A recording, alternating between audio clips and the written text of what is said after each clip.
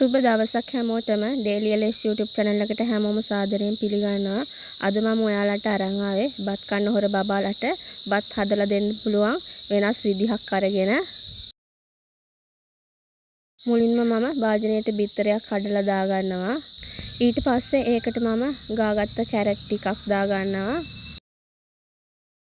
ඊළඟට මම චූටියට කපාගත්ත වට්ටක්ක කෑලි ටිකක්, ඒ වගේම ලීක්ස් ටිකක්, චූටියට කපාගත්ත පතෝල කෑලි ටිකක්, ඒ වගේම මෑ කරල් චූටියට කපාගෙන කරපිංච, ඒත් එක්කම ලූණු සුදු ලූණු ටිකක් එකතු කරගෙන මේ ටික හොඳට ගසා ගන්නවා.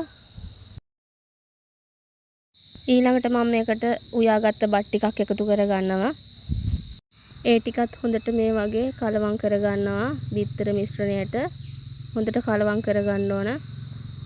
ඊළඟට මම මේකට ලුණු ගම්මිරිස් ටිකක් එකතු කර ගන්නවා. දැන් මිත්තර මිශ්‍රණයට එළවලු බත් ටික හොඳට කලවම් වෙලා තියෙන්නේ. දැන් මම හදන්නේ ඔම්ලට් එක හදාගන්න.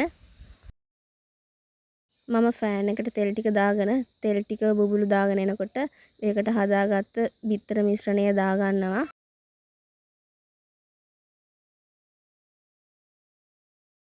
එක පැත්තක් බැදුනට පස්සේ මම අනිත් පැත්ත හරව ගන්නවා.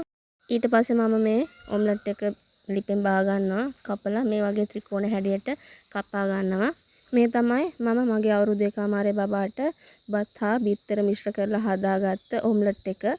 ඔයාලටත් පුළුවන් බත් කන්න හොර බබාලට මේ වගේ වෙනස් විදිහට බත් හදලා දෙන්න.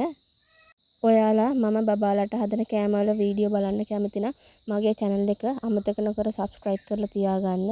ඒ වගේම තව කෙනෙක්ට බලන්න share කරන්න.